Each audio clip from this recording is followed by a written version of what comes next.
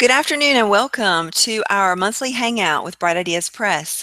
I am Jimmy Landley and I have with me here Tyler Hogan, the president of Bright Ideas Press.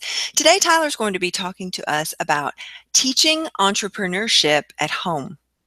So, welcome, Tyler. Well, thank you. It's good to be here. Tyler, we're just going to start right into the meat because we know that our audience is made up of very busy homeschool moms.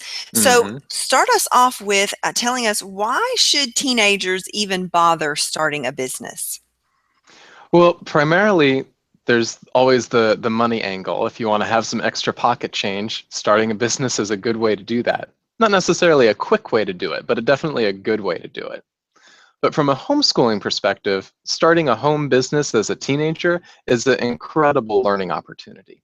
It has built-in opportunities to learn all kinds of skills, character building, um, just life skills, math skills, things that you'll use your whole life, learning how to handle your finances, how to market a product, how to write effectively, clearly, and concisely, how to resolve conflict, because that will almost certainly need to happen at some point or another.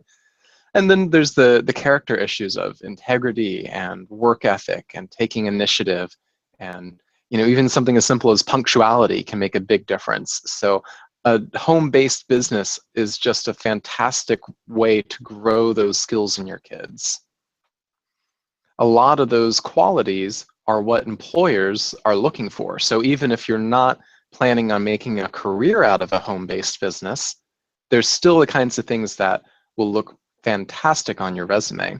In fact, I was on a hiring committee for a nonprofit, and we were looking at hiring an executive director for this local ministry. And the candidate that we eventually selected, one of the main reasons that I was strongly in favor of her was because I saw she had many years of entrepreneurial success. She had the experience to take nothing and turn it into a successful and thriving business. And that kind of skill and initiative and willingness to learn new things and apply yourself, that means a lot when you're looking at someone to lead the helm of a nonprofit organization. So those kinds of things, whether or not you turn it into a career, they definitely make a difference in whatever career you do land up in.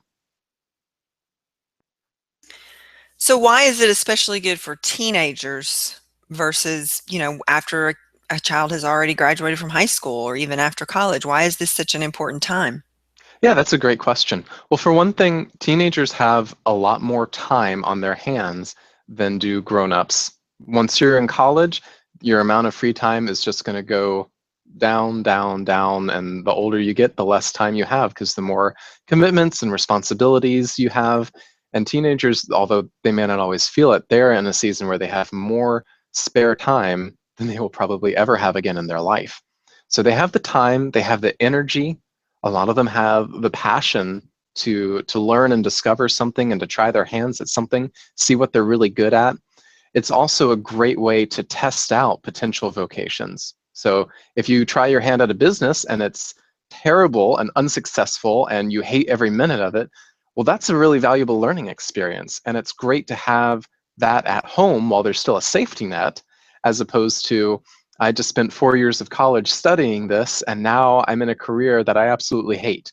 So it gives you a chance to test out your options, to learn a lot about yourself, how you like to work, how you don't like to work, and do so in the comfort and safety of your home. If you have a failed startup as a teenager, it's not as though there's not going to be food on the table anymore. So that safety net is a really big deal.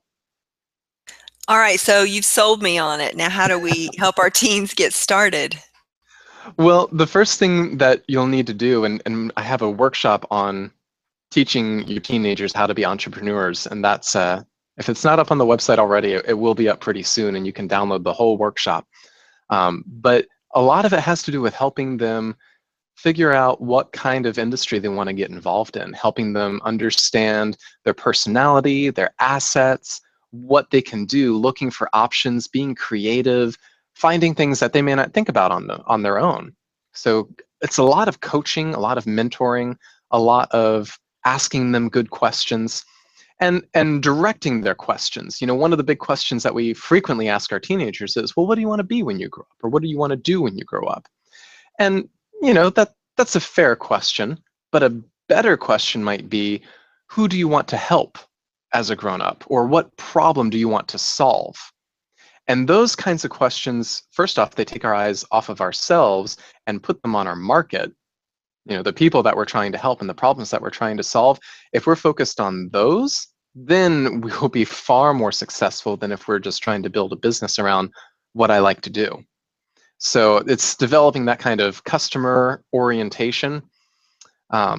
So help your kids identify, think about the skills that they have, the products that they could offer, the services that they could give them, the tools that they need, help them get whatever education they need, buy them books, invest in their tools, point out the opportunities to them and encourage them.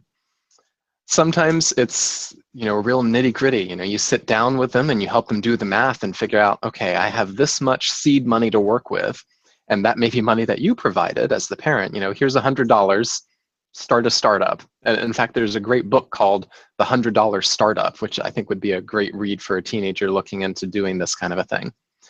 But sit down and do the math with them. Find out, well, what are your initial expenses going to be? How much are you going to charge for your product or for your service? And how many clients or how many units are you going to have to sell in order to recoup that? At what point does this start becoming profitable? And if they're waffling between a couple of different business ideas, that may be a quick way to help narrow down their choices.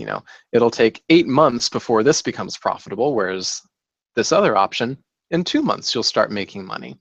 So sitting down and helping them do the math and think through the things that most teenagers just don't realize they need to think through.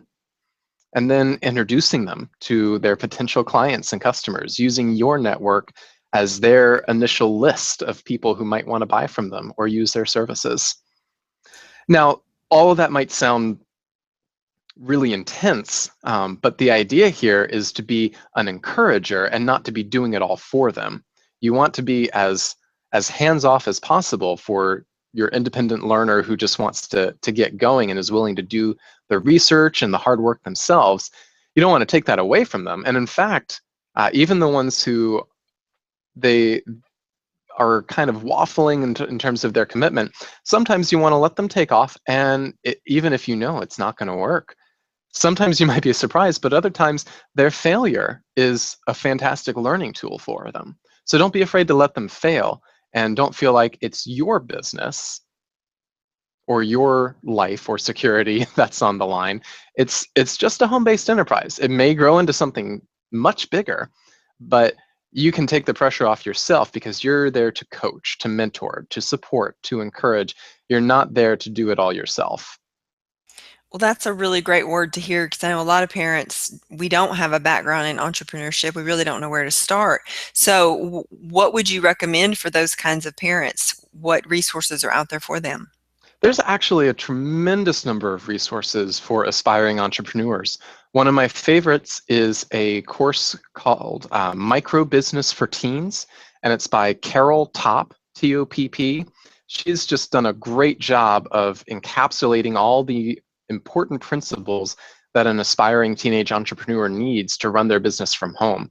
And she goes over the finances, how to put together your business plan, if there are any tax or legal implications, and at what point you have to start reporting your earnings or maybe getting a license. She covers all that kind of material. So Micro Business for Teens is a great curriculum, and Carol Topp is the author of that.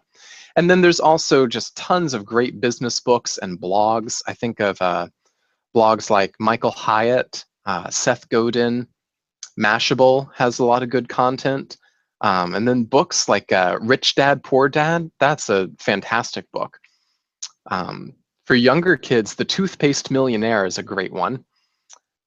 Blink, The Tipping Point. I mean, there's a lot of these big business books that you'll see on Barnes & Noble shelves or Amazon and things that make the New York Times bestsellers list. They're really interesting. Not many of them are going to be written from a Christian perspective, but there's still a lot that you'll be able to glean from them in terms of understanding business principles and how to serve your market.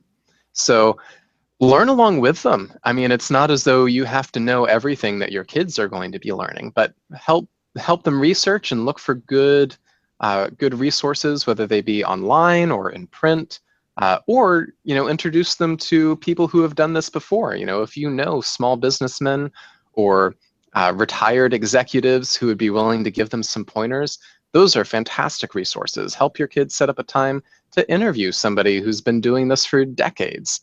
Those are super valuable experiences. Well, with all the books that you mentioned and the different skills that are taught through this, I'm thinking that it would be very possible for a child to also get high school credit for an activity like this. What are your thoughts on that? Absolutely. Oh, yeah, absolutely. A lot of states require career pathways as a credit, some kind of career-based high school credit, and this is a fantastic way to do it. And if you have a good curriculum like Carol Topp's Microbusiness for Teens, that's a great framework because that'll give you all of the paperwork required and make sure that you don't have any glaring gaps in your course outline. So I definitely recommend doing whatever you can to make sure that you get a credit. And it helps motivate your students too to know that this is a real thing. It's not just a hobby if you're doing it for credit. They need to make sure that they put in the work and do the documentation and keep track of the finances and all that kind of effort that goes into it. I mean, it can That's be a a big win-win for job. Oh them. yeah, absolutely. It builds skills like nothing else when it's personal. And if you're putting out that initial $100 seed money, and they know that they have to pay you back one way or the other, they're motivated. It makes it very personal and real to them to say, okay, I've got 9 months to make at least this much money back, or mom's taking it out of my allowance. I like the idea of holding them accountable for that. That's the real world. Or even better, if you have an disinterested third party who's willing to provide that, that might be even better. An uncle or an aunt or another teacher who's willing to hold them accountable in that way. Sometimes that can make it easier than it being just mom doing all the accountability. Sure, that's a great idea. In Well, fact, I know Carol Topp's curriculum is very easy to use in a co-op setting, and you can have groups of students working together on businesses. And they're wow, all that puts a whole nother wrench in the dynamic because then you've got a oh yeah. partner to cooperate. There's a whole nother level of skills there. Yep, learning team building and leadership skills and how to manage Negotiation. employees. Yes, absolutely. It's Mhm, great stuff. And mhm. better to do that, while they're young and the consequences are minimal if there's failure, and everybody there knows that this is a learning experience, than doing it in the real world where the consequences might be dire. And not everybody is thinking of it as a learning experience. They're thinking of it as the real deal. Right, exactly. Well, people that are out there watching, thank you so much for sticking with us through this hangout.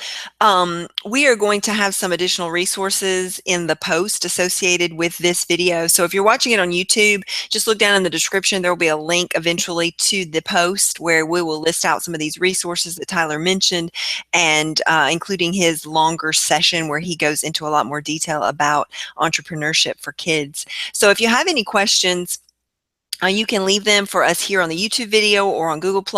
You can also find us on Facebook. Of course, Bright Ideas Press is there.